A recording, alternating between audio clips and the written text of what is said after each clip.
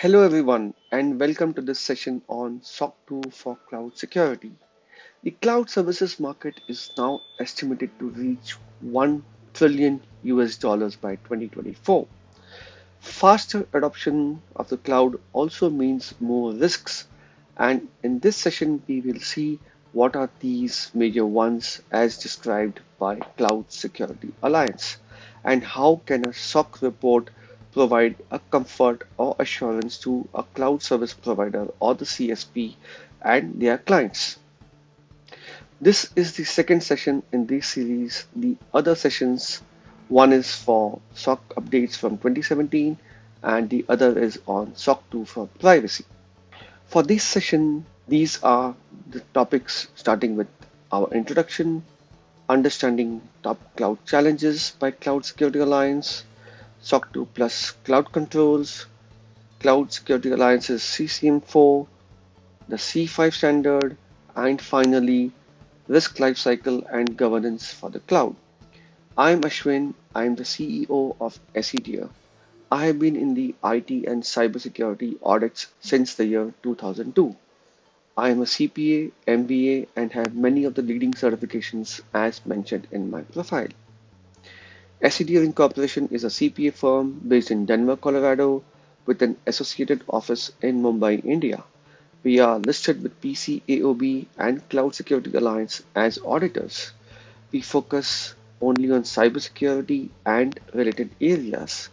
Currently, we do not practice tax, and accounting is practiced as relevant to SOC 1 reports only. We have a team of well qualified professionals and we have large as well as SMB clients. Now, let's take a look at some top cloud challenges. It is important to note that 63% of data breaches have occurred due to third parties as per the available statistics. Cloud service providers are also third parties, and these days SOC 2 reports are commonly used by them. The cloud is growing, and with the COVID situation, the cloud growth has fast tracked. IDC estimated US dollars 1 trillion cloud services market by 2024, as 93% of enterprises already have a cloud strategy. The number of players are more in the SaaS segment, with more than 20,000 companies with billions of dollars in funding. Let's see the Cloud Security Alliance's top 11 cloud challenges, starting with the data breach. The risk of data breach is an important aspect to factor in. An IBM report points that PII data is common aspect of a data breach. Misconfigured servers is yet another major threat. Many organizations, for the sake of early product launch, do not conduct a proper security testing, such as vulnerability assessment, penetration testing, and hardening against established standards.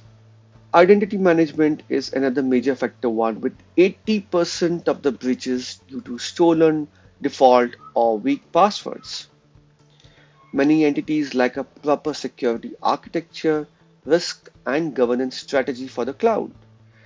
Many do not have the vision or commitment to provide adequate resources to effectively mitigate cloud risks.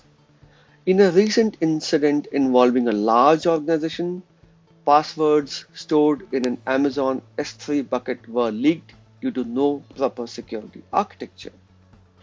Account hijacking is the next one, with 75% of the businesses reporting fraudulent emails. API risks are most important but also forgotten by many organizations to include them in their risk assessments. They form an important aspect of the third party risks.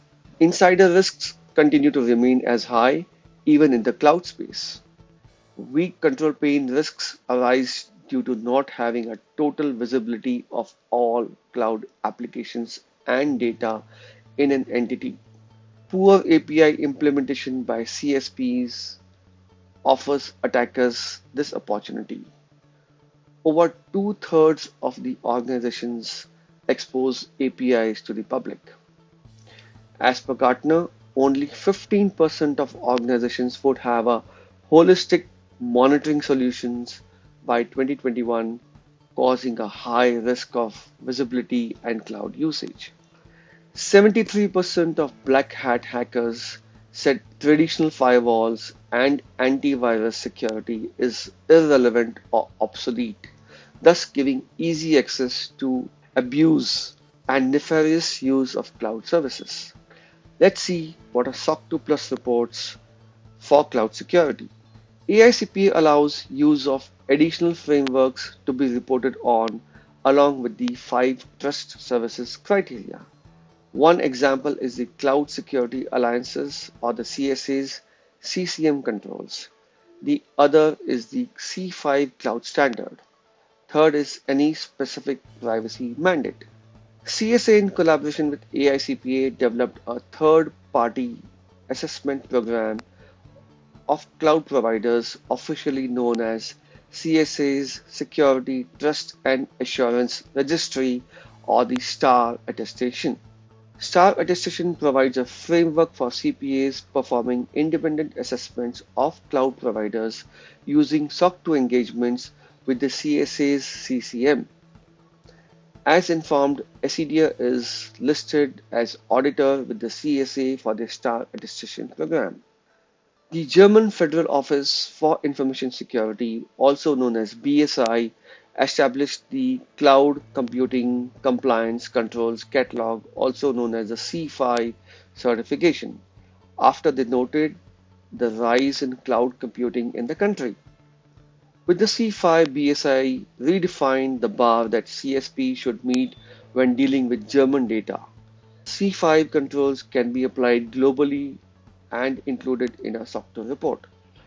To provide assurance to your clients on cloud security concerns, we can include CCM as well as C5 controls in your SOC 2 report. Now let's see the details of the CCM4 by CSA.